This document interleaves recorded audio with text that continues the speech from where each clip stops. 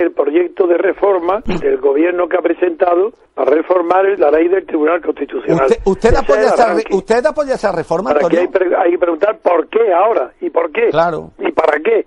Ese es el arranque. ¿Por qué y para qué, Antonio? Pero no me presenta, no hay gente ahí, no hablo con nadie.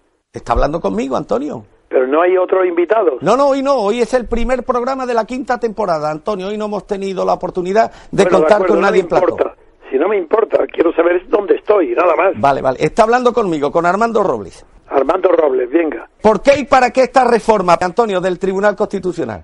Me ha preguntado antes que, dada la situación caótica en que se encuentra el panorama español, desde el punto de vista de las leyes, los tribunales, los códigos penales, las convocatorias de elecciones con fines sediciosos, otros separatistas, ante ese lío hay que buscar una explicación por qué en este momento el gobierno de Rajoy presenta una reforma de la ley fundadora del Tribunal Constitucional y la presenta hoy exclusivamente con la finalidad de que las resoluciones del Tribunal Constitucional sean de obligado cumplimiento para todos, es decir, no para los simples ciudadanos, como sucedía hasta ahora, sino que también obliguen a todas las autoridades, a todos los partícipes en cualquier tipo de poder político.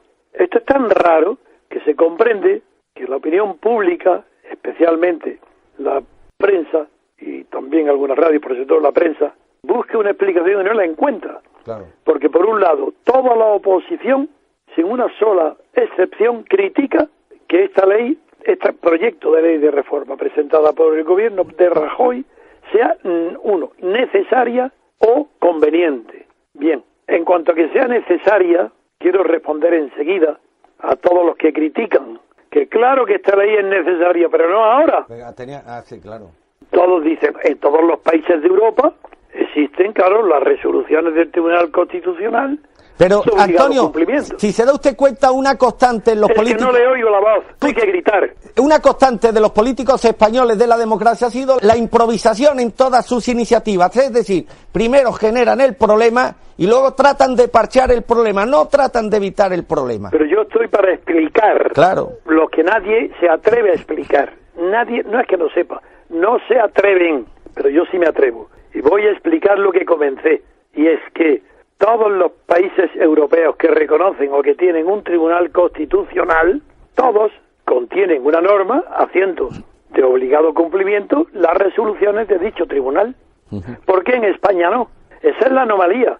¿Cómo hay que esperar 30 o 40 años, lo que el tiempo que lleva ya el Tribunal Constitucional? ¿Cómo hay que esperar tanto tiempo para que algo tan absurdo y tan evidente de lo contrario, como es que las resoluciones del Tribunal Constitucional obliguen a todo el mundo, incluido las autoridades, al gobierno y a todas las autoridades? ¿Cómo es posible que en España no existiera eso? Claro. Nadie lo va a explicar, porque no saben siquiera de dónde procede este lío. Yo lo diré con una sola palabra. Procede de que el régimen actual es una pura continuación del franquismo. Y el Código Penal de 1973 de Franco no consideraba el delito de rebelión, porque hubiera sido considerado entonces que Franco y el régimen franquista era producto de un delito de rebelión contra la forma del Estado y contra la nación. Entonces, como se suprime del lugar donde debe estar los delitos de rebelión, que es contra el Estado y la nación, actualmente lo han colocado como un delito, el de rebelión, contra la Constitución. Pero lo que está pasando en Cataluña, ya veremos luego si tengo tiempo, explicaré que también hay conato, más que conato, en Cataluña de delito de rebelión por la intervención ilegal que han tenido los mozos de escuadra catalanes en conferencias internacionales sin conocimiento ni autorización del Ministerio del Interior. Bien, pero ahora dejemos aparcado el delito de rebelión y vayamos ahora al delito de sedición. Como el delito de sedición, por los franquistas, no podían colocarlo en el lugar adecuado, ¿sabéis dónde lo han puesto el delito de sedición? Dentro de la Constitución, pues como un delito contra el orden público. La sedición es un simple delito contra el orden público, aquellas materias de que se ocupa el ministro del Interior. ¿Por qué? Porque para considerarlo más grave el delito de rebelión, reservaron meterlo como un delito contra la Constitución. Y como con Franco no había Constitución, no había peligro. Se metió ahí la rebelión. Pero ha sucedido un galimatías tan imposible que Rajoy y el gobierno de Rajoy, lo hemos visto ahora, estos meses atrás, se ha visto impotente para combatir la sedición manifiesta, clara, pública, notoria de la Generalitat de Cataluña contra el Estado y la nación española. Un delito de sedición clarísimo, perdone, definido en todos los libros del mundo. Antonio, es importante que lo que acaba de decir lo enlace con la siguiente pregunta. ¿Podemos entonces colegir que don Mariano Rajoy está siendo colaborador necesario de esos supuestos delitos de traición protagonizados por algunos, por no pocos dirigentes políticos catalanes? Entendida la pregunta. Perfecto. Y voy, como siempre, yo respondo a todo. Yo soy un hombre lógico, sí, y me gusta responder a su tiempo para que mis palabras anteriores sirvan para que los que me oyen conozcan y vean el fundamento tan sólido de lo que estoy diciendo. Pero voy a responderle ya. Sí, señor, pero había un problema. Y el problema es que tal como está redactada el delito de sedición en el Código Penal actual, el del 95, sí, tal como está redactado y metido como un delito contra el orden público, era muy difícil, y es muy difícil, que los tribunales, el Tribunal Supremo de Cataluña, pudieran admitir una querella contra el gobierno. Ya. Es muy difícil porque dice que eso no es un delito contra el orden público, aquí no ha habido desorden público, eso es otra cosa. Bien, pero todo eso está calculado, hecho a propósito y a medida, para que no se pueda perseguir ningún delito de sedición. Y por tanto, si no se puede perseguir delito de sedición, mal se puede perseguir a Rajoy por no haber perseguido, claro, o no haber cumplido su deber de perseguir el delito de sedición.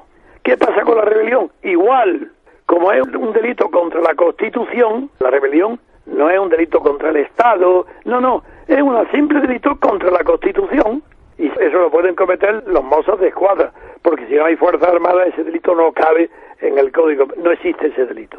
Don Antonio, continúo. Sí, la pregunta suya es, ¿puede estar obedeciendo Rajoy a su deseo de seguridad personal, salvándose de la posibilidad de que lo acusen y lo condenen por el delito de haber omitido el deber de perseguir delitos que están en el Código Penal?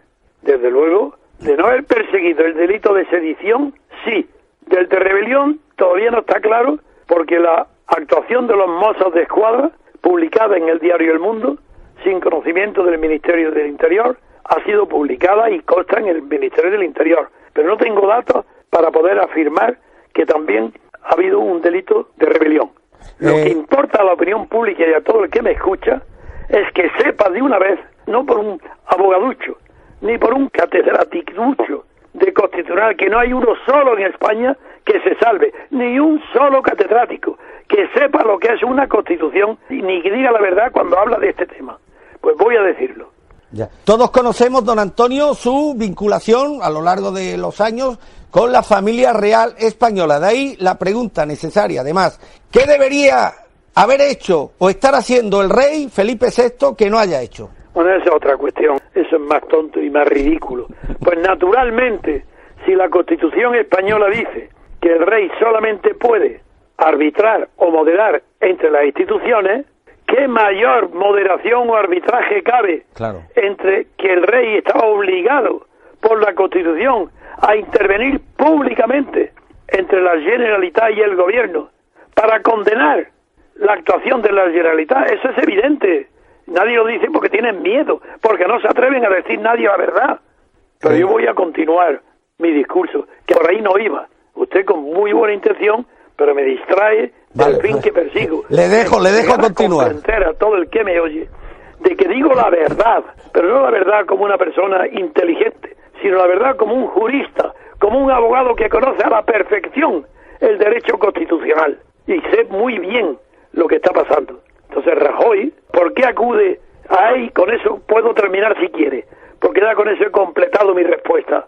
Que Rajoy acude hoy a una ley que él puede promulgar porque tiene mayoría absoluta para reformar el Tribunal Constitucional con la finalidad de que nadie pueda acusarlo de que no persigue los delitos de sedición que se están cometiendo en Cataluña por la Generalitat.